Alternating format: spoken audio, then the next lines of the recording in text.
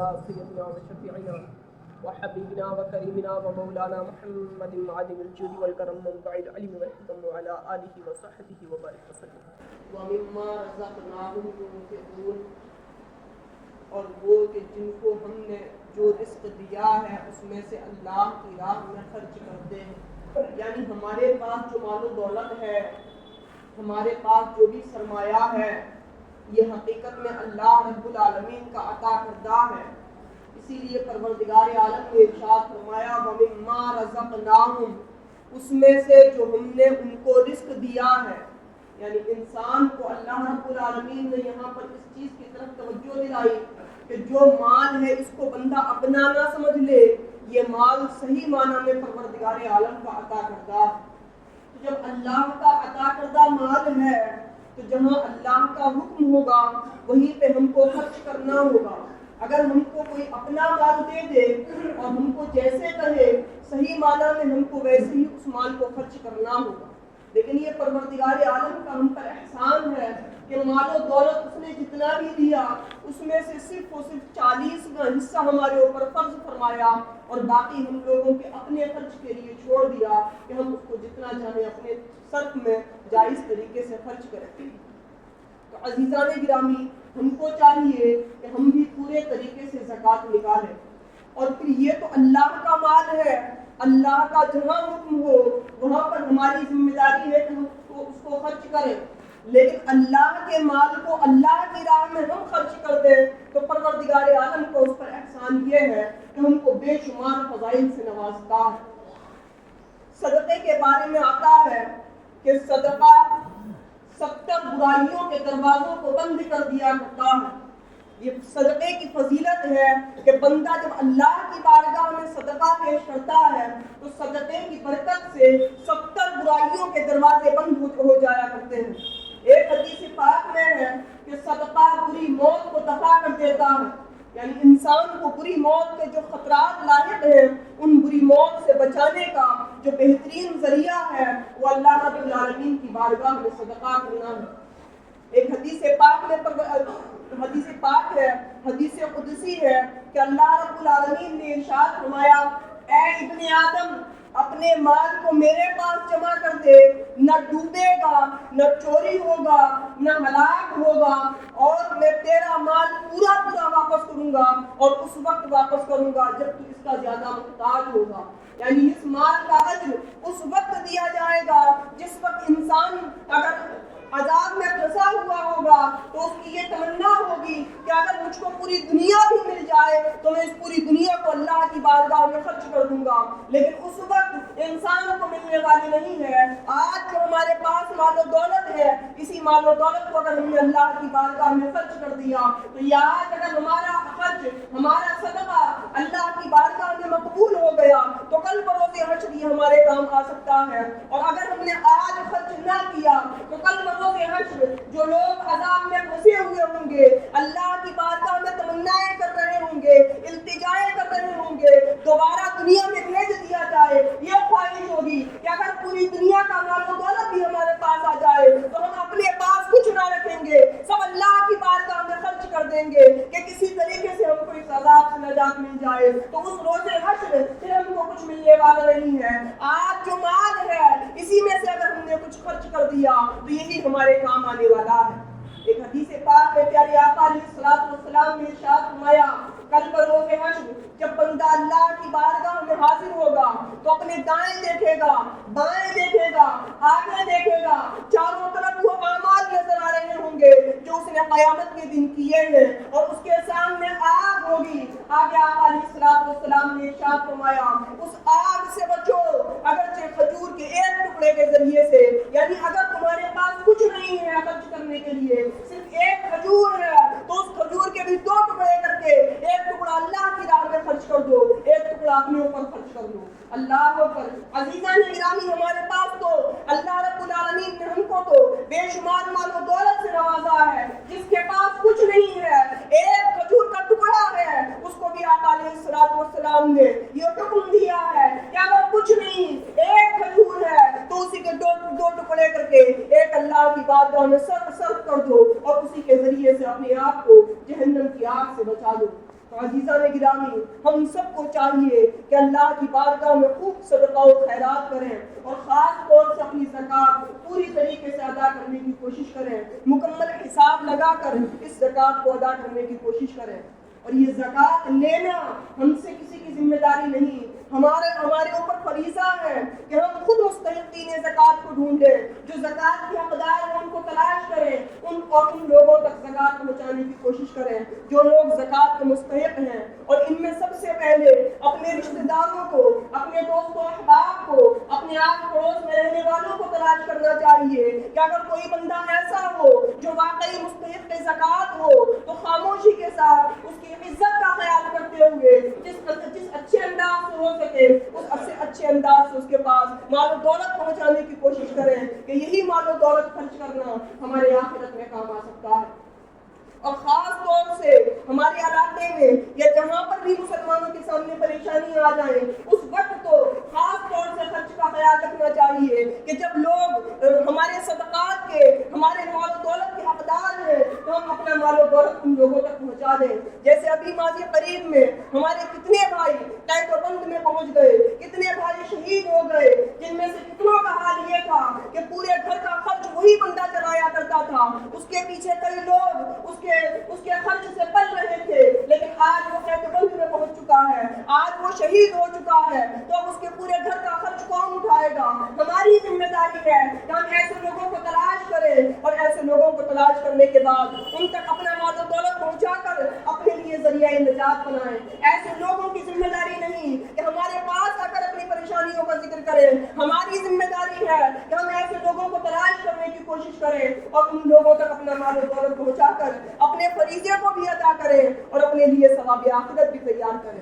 تو عزیزان گرامی، ایسے غریبوں کو ڈھونڈنے کی ضرورت ہے اور ان کو ڈھونڈنے کے بعد ان تک اپنا مال و دولت پہنچانے کی ضرورت ہے۔ یہی صحیح معنی میں ہمارے اوپر فریضہ ہے کہ ہم ایسے لوگوں تک اپنا مال و دولت پہنچائیں۔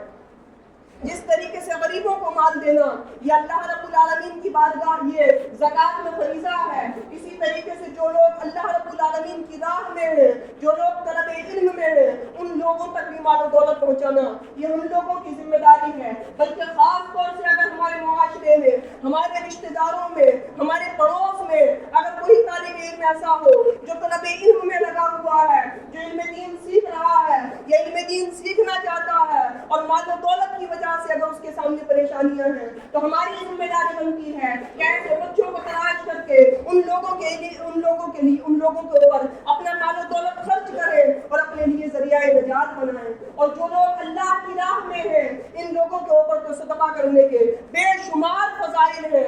اگر آپ نے کسی ایک عام غریب کو پیسہ دیا، اس کو کھلایا، اس کو پلایا، اس کو کپڑا پہنایا تو ثواب آپ کو یہاں پر بھی ملے گا۔ لیکن اگر آپ نے ایک طالب علم کے اوپر پیسہ خرچ کیا، وہ بھی پڑھے گا، وہ بھی کھائے گا پیے گا، وہ بھی پہنے گا، ثواب وہاں پر بھی ملے گا، لیکن یہاں پر ثواب کئی گنا زیادہ ملے گا۔ وجہ یہ ہے کہ ایک غریب آدمی کھا پی کر اتنی عبادت عام طور سے نہیں کر پاتا جتنی عبادت ایک نیک طالب علم کیا کرتا ہے۔ جو نیک طلباء ہیں، مدارس اسلامیہ میں علم دین حاصل کرنے والے ہیں، ان میں بہت سے طلباء کا حال یہ ہوتا ہے کتنے فجر سے پہلے بیدار ہو جاتے ہیں اور اکثر فجر کے بعد سے لے کر رات تک علم دین سیکھنے میں لگے رہتے ہیں، صرف و صرف اپنی ضروریات میں مصروف ہوتے ہیں۔ اس کے علاوہ ان کا پورا دن اللہ رب العالمین کی عبادت میں اور علم دین سیکھنے میں صرف ہوتا ہے۔ تو عزیزان گرامی، اگر ایک غریب کو ہم نے مال و دولت دیا تو ثواب وہاں پر بھی ملے گا، لیکن اگر ایک طالب علم کو ہم نے پیسہ دیا تو جہاں یہ ثواب ملے گا وہیں ہم کو علم دین سیکھنے کا ثواب بھی ملتا رہے گا۔ آپ اندازہ لگائیں ہم اتنی نیکیاں کب کر سکتے ہیں کہ صبح سے شام تک ہمارا پورا وقت علم دین سیکھنے میں گزر جائے، نیکیاں کرنے میں گزر جائے، اور وہ بھی ایسی نیکی جس کو سب سے افضل نیکی کہا گیا ہے، علم دین حاصل کرنا۔ تو اگر ایسے کسی بندے کے اوپر ہمارا پیسہ خرچ ہو جائے تو اس سے بڑے فخر کی بات اور اس سے بڑے ذریعہ نجات کی بات ہمارے لیے کیا ہوگی؟ دوسری چیز، اگر ہم طلبہ اکرام کے اوپر خرچ کرتے ہیں، مدارس اسلامیہ میں اپنا پیسہ دیتے ہیں، تو اس سے ایک بہت بڑا فائدہ یہ ہے کہ طلبہ کی پرورش کا پیسہ تو ملے گا، طلبہ کی نیکیوں کا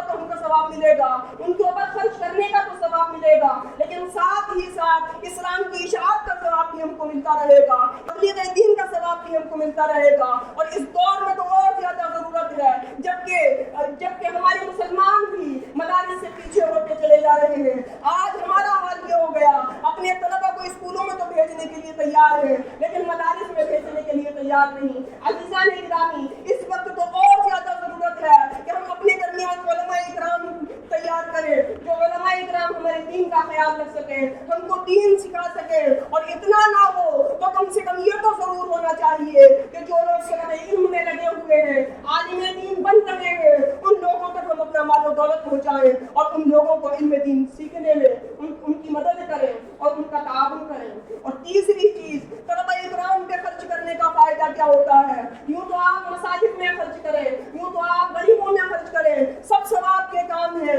اور بے شمار ثواب ہے, خرچ کرنا چاہیے. یہ ساری ہماری ذمہ داریاں ہیں. غریبوں کا خیال رکھنا ہماری ذمہ داری, رشتہ داروں کا خیال رکھنا ہماری ذمہ داری, اپنی مساجد کا خیال رکھنا ہماری ذمہ داری. لیکن ایک بندہ اگر کسی مسجد میں خرچ کرتا ہے, جب تک مسجد بنی رہے گی, اس مسجد میں جتنے لوگ نماز پڑھتے رہیں گے اس کا ثواب ہم کو ملتا رہے گا. جتنے لوگ مسجد میں آ کر عبادتیں کرتے رہیں گے اس کا ثواب ہم کو ملتا رہے گا. لیکن اگر ہم نے مدارس اسلامیہ میں خرچ کیا ہے تو مدارس اسلامیہ میں خرچ کرنے پر جو لوگ مدارس میں علم دین حاصل کرتے رہیں گے اس کا ثواب تو ہم کو ملے گا ہی ملے گا. لیکن مسجد سے کوئی نماز پڑھنے کے بعد چلا جائے, مسجد میں سے جانے کے بعد اس کا ثواب ہم کو نہیں ملے گا. کسی نے آ کر مسجد میں نماز پڑھی, اس کی نماز کا ثواب ہم کو ملے گا. مسجد سے جا کر باہر عبادت کر رہا ہے, ہم کو اس کا ثواب نہیں ملے گا. لیکن مدرسے میں ہمارے تعاون سے کوئی بچہ پڑھ لیا, طالب علم بن گیا, جب تک پڑھتا رہا,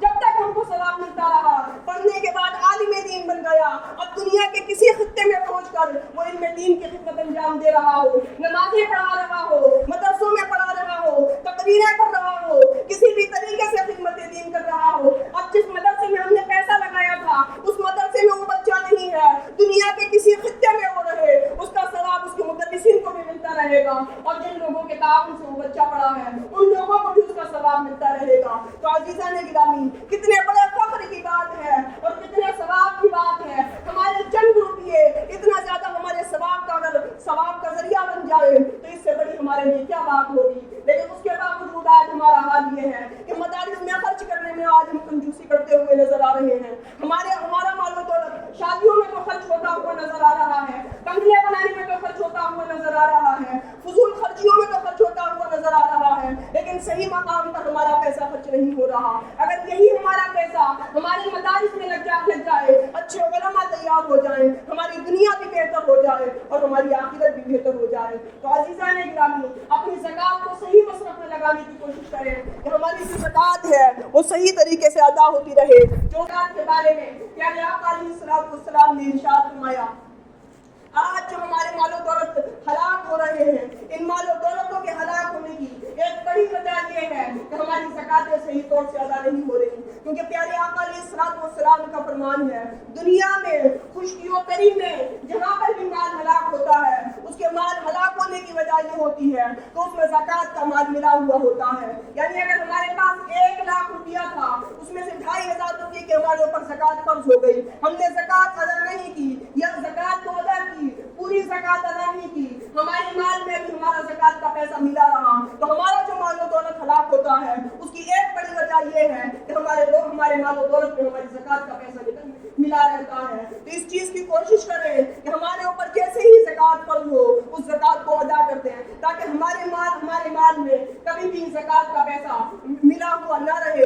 اور اسی کے بارے میں حضرت عائشہ صدیقہ رضی اللہ تعالیٰ عنہا سے روایت ہے کہ اپنے مالوں کو زکات دے کر مضبوط کلوں میں محفوظ کر لو. یعنی اگر ہم نے اپنے مال و دولت کی زکات ادا کر دی, صحیح طریقے سے ادا کر دی, جو مستحقین ہیں ان تک پہنچا دی, تو اس زکات ادا کرنے کی وجہ سے اللہ رب العالمین ہمارے مالوں کی حفاظت فرمائے گا. تو اس طریقے سے ہمارے مال بھی محفوظ ہو جائیں گے. اللہ سے دعا ہے کہ سننے سے زیادہ عمل کرنے کی توفیق عطا فرمائے. السلام علیکم و رحمۃ اللہ.